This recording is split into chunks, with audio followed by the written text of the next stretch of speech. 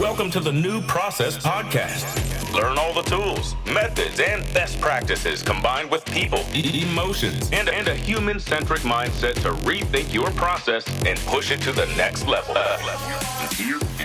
And here is your host, Mirko Kloppenberg. Yeah, welcome to episode 23 of the New Process Podcast. Today, we're going to explore how to apply story listening to rethink processes.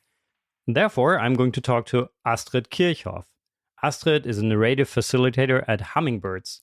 Hummingbirds use the art of careful listening and the power of many authentic narrated experiences to better understand values, attitudes, and motivations. What that exactly is, we'll find out in a moment in the interview. Astrid studied systemic organizational development at the Center for Systemic Research and Consulting in Heidelberg, as well as narrative organizational development at Stuttgart Media University. Before specializing in this area, Astrid worked as account executive for several companies in the marketing sector and has run her own advertising company for 10 years. As a fun fact, Astrid and I met last week after she listened to my guest appearance in the Systemisch Agil podcast, which is a German podcast.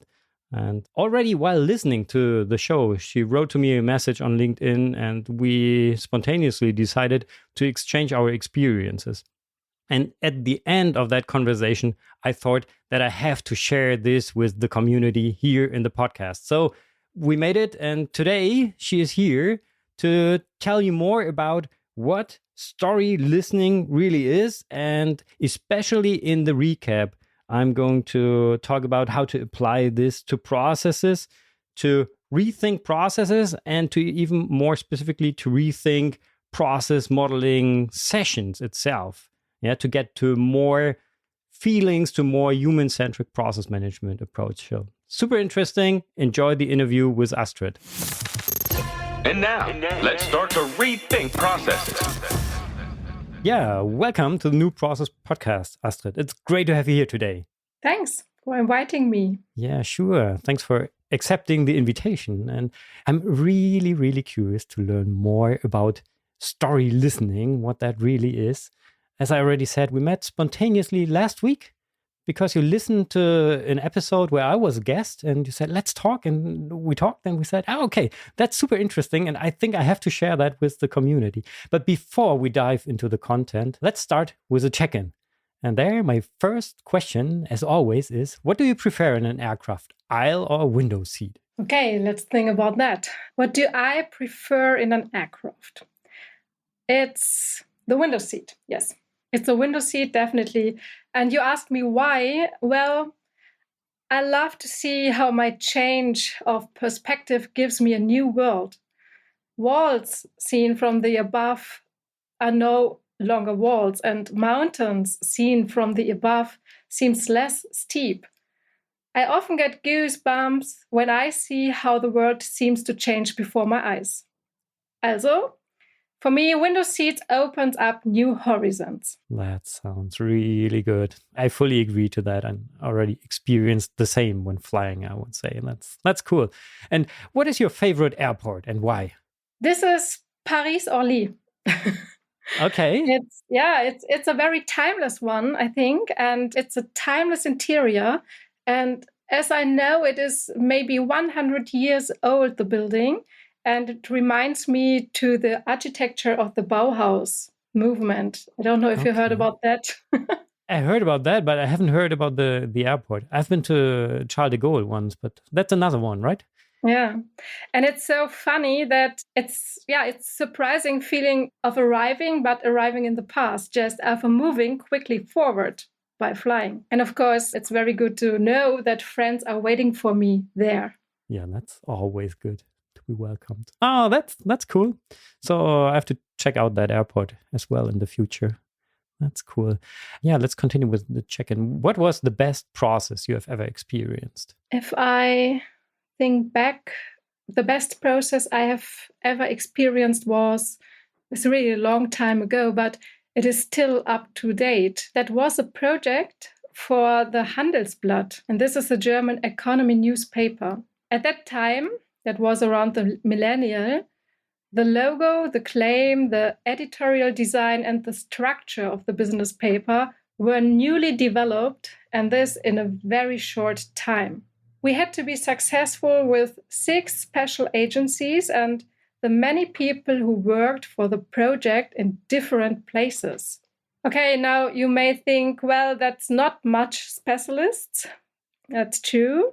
But the problem was that we worked exclusively with creative minds, with designers, who usually tend to compete with each other. What made this project successful was the design of our process. Essentially, it was about the understanding of the people who worked in this subtask. The challenge was to ensure that all those involved could contribute their specialist knowledge and their individual creative ideas, and that in the end, a product had to emerge that felt to the customer as if it had been created from a single source. And that means the process had to allow each individualist to be heard and to communicate the meaning he or she gave to their designs. Everyone had to talk to each other, understanding each other's point of view, and negotiate a common outcome. Yes, the project was really a long time ago, but it shows that we are in the same place today. Only that many things had just become much more complex. Okay, great, cool. Yeah, cool. Let's get a little bit closer to the topic of processes. And how would you describe your relationship to processes? I mean, in the end, our whole life is a process, right? Absolutely. Joking Yeah. aside, but the fact is that processes are as much a part of human life as, breathing. Every thinking is a process, and every action, at least, is a process. So for me, we produce processes ourselves or become participants in existing ones. And here we are already at the point. The starting point is us, the human being. And Mirko, you, as the founder of newprocesslab.com, you pursue a human-centric BPM approach together with your clients and the teams you support, which means your attitude is to put people in the foreground of process management, right? Absolutely, yeah. And this is what I directly thought. Here we meet in our way of thinking processes in teams or organizations with the human beings in focus. I myself work intensively on how people and organizations can better understand their complex environment. And put it simple, at Hummingbirds, we develop processes that help people and teams in organizations to create new spaces for thinking, new spaces for dialogue, to better understand these complex systems. And this story by story. Okay, that sounds interesting, and I'd love to learn more about that. So you're working as a so-called narrative facilitator. Can you please explain what a narrative facilitator really is? Yes, I like to start with another point.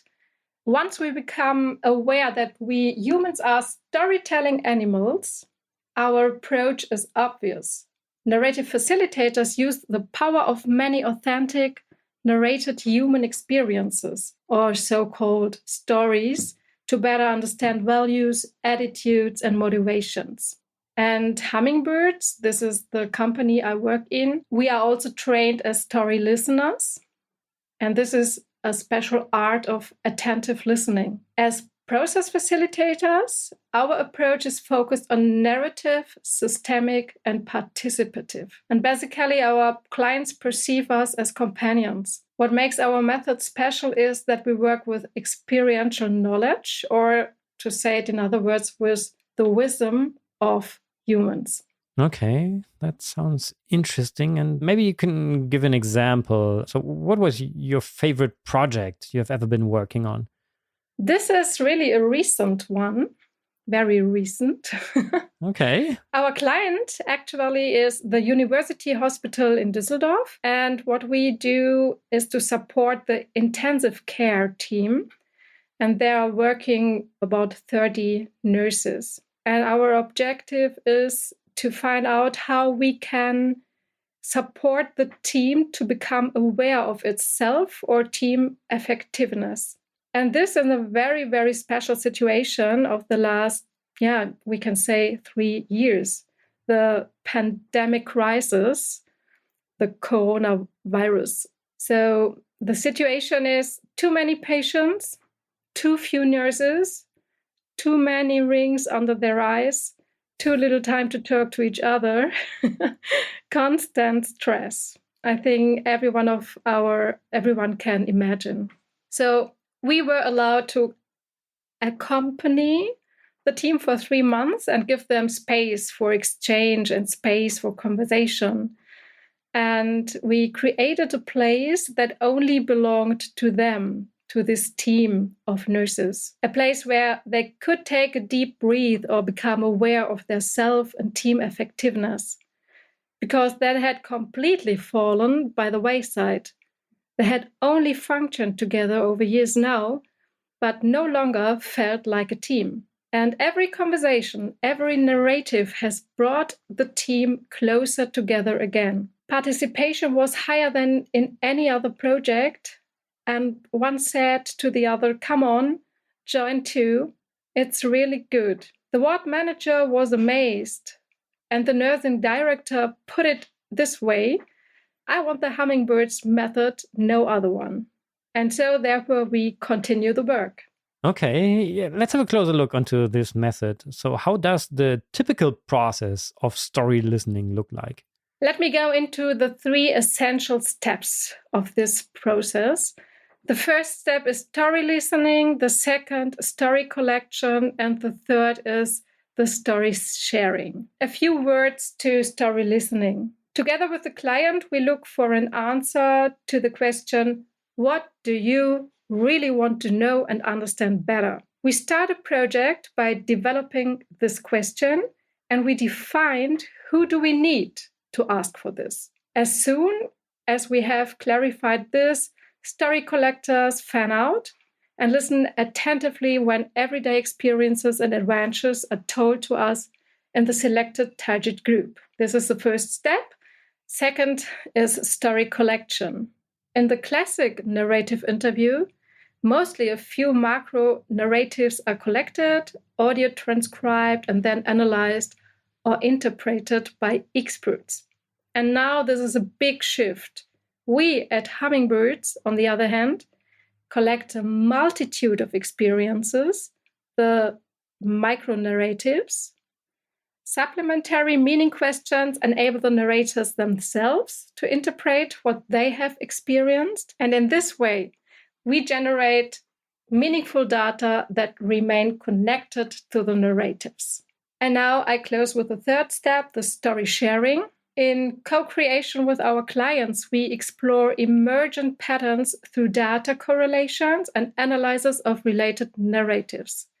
We learn to understand behavior, motivations, values, and emotions in relation to our thematic search question from step 1.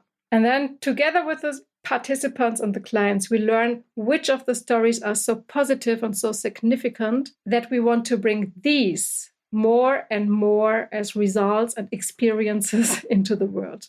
Okay, great. And we already talked upfront about what I'm doing right now, that I'm thinking about rethinking process modeling. So that is the part where an expert sits together with the people working in the process and asks a lot of questions and tries to find out what the people are doing to put that into a picture. So that's part of process modeling. So often I'm sitting in sessions and asking questions all the time to find out what the people are really doing. So maybe that's somehow comparable to what you just described, what you are doing there. But in the case of process modeling, we try to put that into a process model in the end. So what would you recommend to rethink this activity when doing this process modeling session and asking all the questions? What would you recommend to the process modeler to get more emotions, more insights from the people and a better experience in this art of process modeling process? I think it's the art of designing a really good question that inspires people to tell about their experiences. And I think it's not about the quantity of questions. Mm-hmm. It's more about of the quality, as you know, in your work also. And working with people's experiential knowledge is appreciative and empowers everyone. And finding meaning together creates trust in the other person and at least trust in the process. Actions that follow from this are accepted by the people. So if you have 1 or 2 or 3 really good questions, very open, you get experiences, so-called stories in my business, and there you can find all the answers. What would be a typical question you ask a person to understand what he or she is doing? So that would be for me the basis for a process modeling session. So explain to me, how's the process going? What are you doing? What kind of question would you ask to get the person tell about what he or she is doing? Yes. One of my favorite questions is a very easy one. It's like to invite the people to go back in their memory and to describe one special moment with a very good or very bad experience that describes their emotions and feelings to a special topic. And then I ask them to describe the situation very concrete, so that I, like in a radio session, can feel and see it in my mind and can taste the smell and so on and so forth. Really to get a picture from what this situation means or meant for the person who experienced it. Okay, that's super interesting. And how do you get to these emotional answers then? How to get a feeling about how it smelled in that situation or what they felt? What are the questions there? Yeah, I think the first thing is to learn to wait. Okay. Just to have one question and then wait and see what happens. And some people do need more time. They just say maybe a few words and then you have really to wait and to give in your whole body language that they do understand you're waiting. They are allowed to tell more and more and more. And yes, you can also work with question technique, but I think the attitude at least is to wait and to give the other one a feeling of be welcome with all what will come. Okay. Cool. I'm just wondering if I should ask you how you perceive the situation right now Yeah. of being a guest in this podcast, because I'm asking all the time dumb questions. That's okay. Just waiting for the answers. Yeah. But really, really interesting, because what we do experience in our project is those magical moments when you feel how the person felt in the situation he describes. Okay. And all of a sudden you suffer with them or you rejoice with them. And I think this is very unique to us as humans, empathy. And this is the bond of trust that delicately weaves itself between us. Okay. And I'd love to try that out in the next process modeling session. I'm already thinking about how to integrate that even more. But what are the secret ingredients for a successful story listening project? One of the most powerful ingredients is the wonderful thing about this approach that transformation is directly experienced by people. And it is experienced, it happens with positive emotions. With every small intervention, like one really good question, we change things with the people. We create a process that does not only have an effect at the end, but already in every single step. And back to the emotions, since this is perceived as positive and easy by the participants, we reach many employees in companies who like to participate, and we also build trust for future transformations. Okay, cool. Thank you for these insights.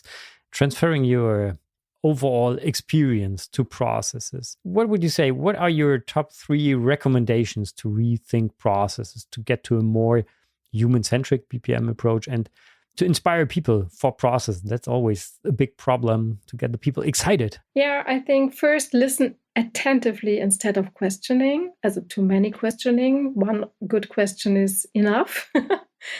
The narrators, not the experts, have the authority to interpret. This is really, really amazing and important.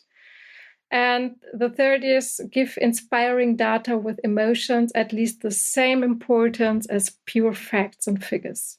Okay, so let's pick that up again. So listening, that's always a big problem, I would say. But that's one of the core skills of a process modeler. Ask questions and then just listen. Okay, I understand that. And as a second one, and this is for me really interesting to make that more present in mind when doing process modeling sessions, to not interpret what the experts are telling, and do it the other way around. Let them really explain how they are doing something. This is often something I see in process modeling sessions, that the process modelers interpret what they hear and put that into a process, and they already type in what they think the person is doing, instead of waiting and asking and listening and typing in what the person is really doing, instead of imagining that on their own and putting that into the system. Again, have to ask, how do you get these emotions out of the people? How do you get to a more emotionalized description of what they are doing, and not just a pure explanation of the process? What would you recommend there?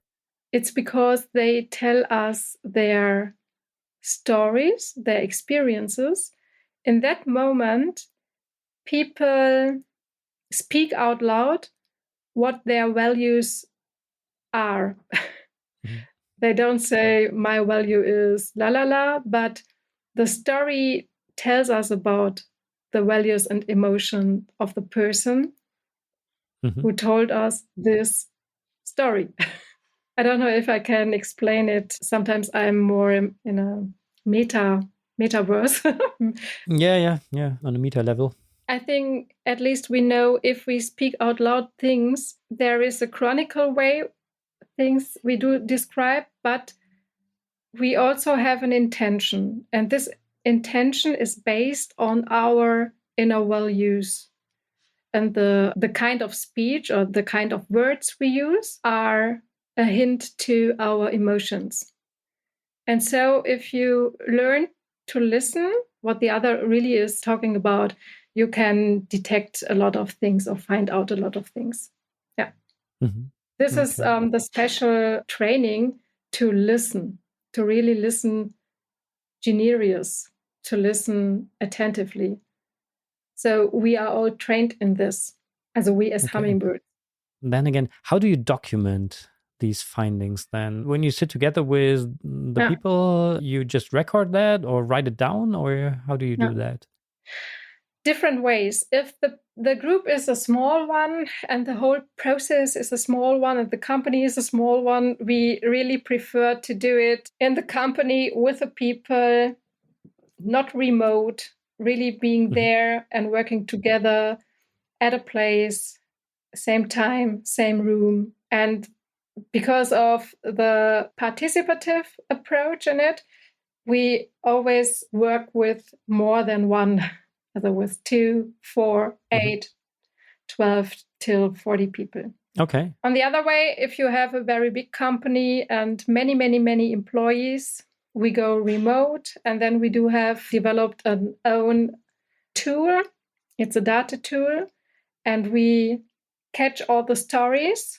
So after having the story, we just ask 5 to 7 sense-making questions. And these questions were designed in a workshop with participants and the client itself. These 5 to 7 questions gives all storytellers, also all the people we asked for their special experience, they give them the opportunity to make more sense in it. And in our database, we collect all the stories word by word, and we collect the 7 sense-making questions. Mm-hmm. Then we do have narrative cluster. We can visualize it. And at the end, if you want to know why some of the visualized points are here or there or wherever, you can go back to the story, to the words the person used, and to the experience he had experienced. Okay, that's super interesting. I think it's more easy if I have the opportunity to show it with some exactly with some visuals, Yeah, but that's hard in a podcast. Oh yes, it is. Yeah, but maybe we can put a link into the show notes afterwards where the people can look it up, how example results look like, to understand better how you document the results. Okay, but I'm still fascinated of this question asking approach, and then listen and try to get more emotions out of the people. I was wondering when you said you do that in groups of people, so it's not that you interview just one person one by one. It's always that there are more people in the room, and then they are still open to tell their stories with all the emotional aspects there. That's no problem. For me as an introverted guy, it's really hard to talk about emotions. That's why I'm asking. Yeah, you may think it's complicated, but it isn't. And I worked 4 years with a software company in the field of telecommunication. It's called Zipgate. And I did a very big project with this kind of working and this kind of process. The narrative one, the participative one, and the systemic one. We used it to find the right people as new employees for this company. And all the participants were so-called nerds. But at the end, they were very open. It was a great work. It was a great success, really. And they love the results, and they are working with these results till now. And it's now 3 years ago I did it. Okay. Yeah, I think it's always good to give the people a chance to open up and to talk about emotions, but it takes a little bit of time often to get to that point, or? It takes a little bit time, yes. It's also the attitude behind, because you really have to, it's all about human-centered, at least. You know what I mean? Yeah. If you respect the people, they feel it. And if you are sensitive, or, you have some as a person, the skills that someone could open himself in a group, so it works. Okay. Yeah, that's very important. I think it's also an important message to process modelers out there to not only ask these technical questions, but to give space for emotions. Yeah, and there is a point of psychological safety we have to respect, and we do. And everyone can tell what he wants, and he can not tell, or he can... Be quiet. Yeah, be quiet. Be quiet. He or she wants to. Yeah. Yeah, true. Okay, cool. So wrapping that up, what would be your key message to our listeners to rethink process to get to a more human-centric process management approach? Yeah, I am very, very clear, like advertisers are. Stop telling, start listening. Yeah. It's easy to remember.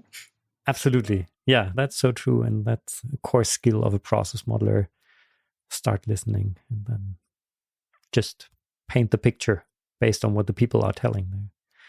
Cool. Yeah. So where can our listeners learn more about your activities, about what Hummingbirds are doing, about story listening and so on? I think the best is to receive a video call and to just have a first conversation, first dialogue. And yeah, in my opinion, this is the best way to make the initial contact. And the other thing is we invite to aperos. Don't know if you know this apero culture in Italy and France. I'm a beer guy. So Yes. Come together at 5 and have some nibbles and sparkling wine and talk about what you are searching for. I think everyone has a question, and that will be answered. And let's talk about that, or like this. Okay, so that's a regular session you are offering, or? Yeah, we talk about that, or we invite at LinkedIn. So this is our communication channel. It's more vivid than our website. Okay. So come to LinkedIn. My name is Astrid Kirchhoff. Very good. I'll put the links into the show notes, definitely. Very good. And can I also join having a beer, or do I have to drink wine? No, you can also join having a beer. Absolutely. Okay. Absolutely. That's very good. Yeah. Okay, cool. So let's see when the next event takes place. And finally, which topic or method or tool or expert would you recommend to having a closer look at to get ideas to rethink processes? There are many, but there are some who are really good and who are really, I think, in a must-reads maybe, or must see some videos from them or whatever. I would like to talk about Otto Scharmer. And here we go to the 4 levels of listening, or the 4 levels of generous listening. You will find a masterclass online at YouTube. You can find books from Otto Scharmer. And the second is Edgar Schein, Humble Inquiry. And it's not only Humble Inquiry, it's a book. He published a second one, Humble Leadership. That's also very interesting, because I think this listening approach, or humble inquiry, in other words, listening, is very important as a future skill for the new leader in companies. That's very good. Okay, I'll look that up and put links into the show notes as well to make it easier to find the guys and what they have published. Okay, that's cool. That's super interesting to get these links to experts there. Perfect. So to finalize what we talked about, is there anything else you would like to share with our listeners we haven't talked about yet? Many things, but I go with a quote. I go with a quote from Rachel Naomi Remen. She's working in San Francisco at a medical center of health. And she said, the most basic and powerful way to connect with another person is to listen. Just listening. Perhaps the most important thing we can give each other is our attention. That sounds like a perfect advice for introverted people like me. So just listen. I have to tell that to my wife. Yeah. Okay. She's always arguing. You're so quiet. No, I'm just listening and thinking about what you're saying. But okay, that's cool. So, Astrid, thank you for taking this adventure with me, going on this flight. Before we leave the aircraft, how would you describe our flight with just 3 words? 3 words. 3 words. Oh. I felt welcome. These are 3 words, but I do have many others. Am I allowed to say? Yeah, sure. Okay.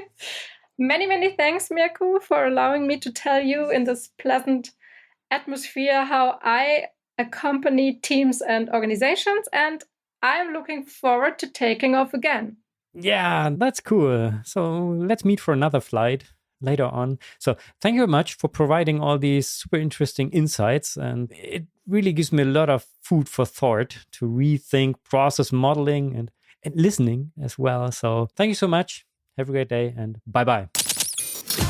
Let's recap today's new process inspiration. Wow, a lot of food for thought. And to be honest, I had to re-listen to the interview twice, and I also had a follow-up conversation with Astrid because I really wanted to understand this approach in more detail and how to apply that to processes. And now I'm going to share these in the recap with you. So first, again, the target of the story listening approach is to answer a specific question. Yeah. Therefore, it's always important to define this research question upfront. What do I really want to learn?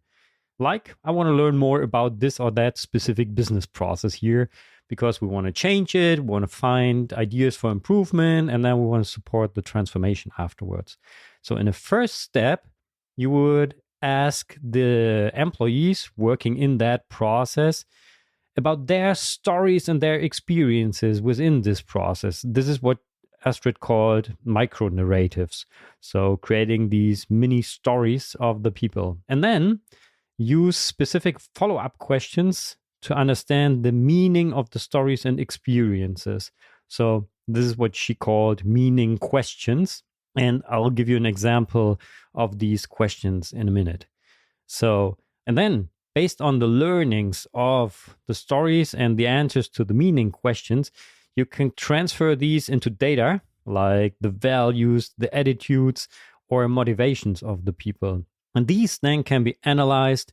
You can identify patterns and, for example, understand dependencies between different aspects in the process. And based on this, you can then define measures like publishing the results, go deeper into it, create recommendations, and so on. And with regards to processes, for sure, you can recommend process improvements, use that for trainings, and so on.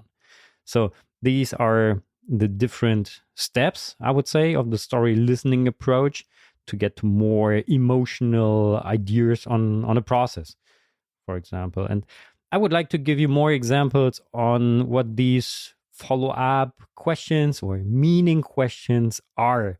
So basically, they try to, identify, understand the feelings of the people in that situation.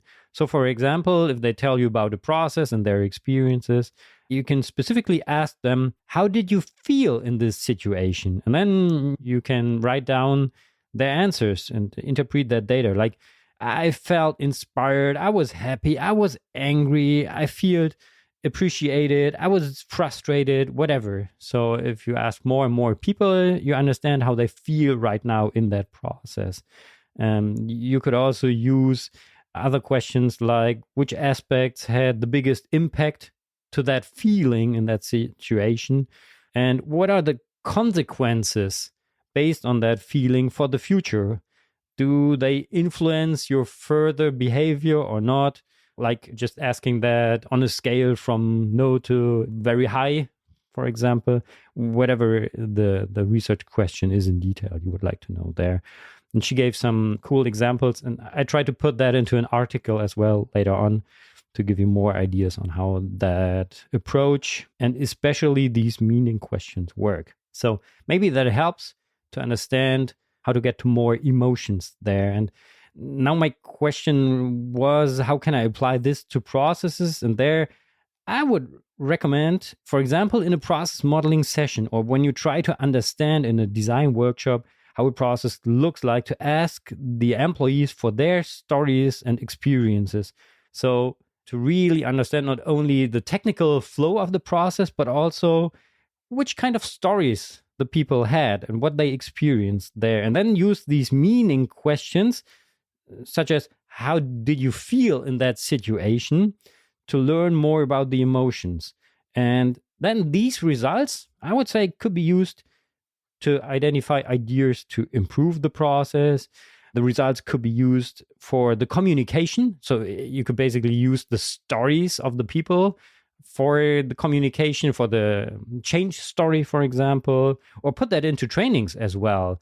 And also use the learnings on the different feelings and so on to prepare trainings and communication which really fits to the needs of the employees. And just to support this transformation or this change process to get to more meaningful, more human-centric processes in the end.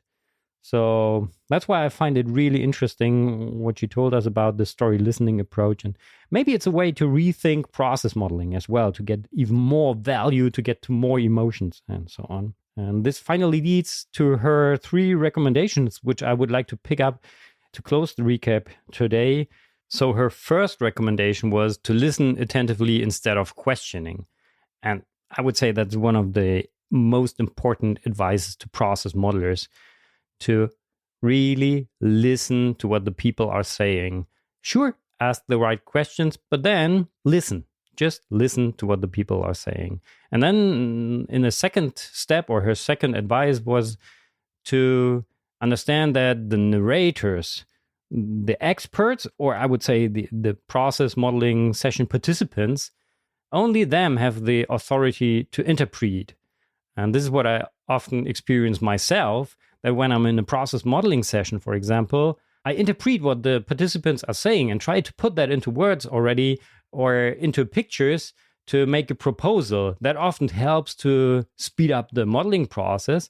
But I would say to get to a more authentic, more emotional process is just be quiet and just ask the question, what's the next activity? How do I do that? Can you please put that into words? Can you describe how to execute this or that activity instead of just typing that in what you think is the way of how it should be done? So only the narrators, the employees, the experts have the authority to interpret. That's very inspiring for me. And finally, what I also think is very important, especially in this new process world, to give inspiring data with emotions at least the same importance as pure facts and figures. And this is what I personally often miss in process modeling sessions. I'm very focused on the technical details of the process, and there I often miss the emotions. So that's why I try to ask more questions in the future, like, how did you feel in that situation? Just to understand how the people perceive executing specific processes. That's super cool. So that's it for the recap today. Just to give you an outlook, right now I'm more or less producing the episodes just in time. There are more tool interviews coming up, so the series is still not coming to an end. And I love to have some other interesting tools. There are bigger and smaller ones as well. So there are interviews coming, and also some very interesting experts are on my guest list for the next episodes. So stay tuned. Thank you much for listening today. Have a great day. Bye-bye and auf Wiedersehen. You've been listening to the New Process Podcast. Make sure to subscribe so you don't miss the next episode for more tools, methods, and best practices to rethink your process and push it to the next level. Thank you for listening. Okay, before you leave, if you found this episode inspiring, it would be super cool if you just share it with one of your fellow process modelers.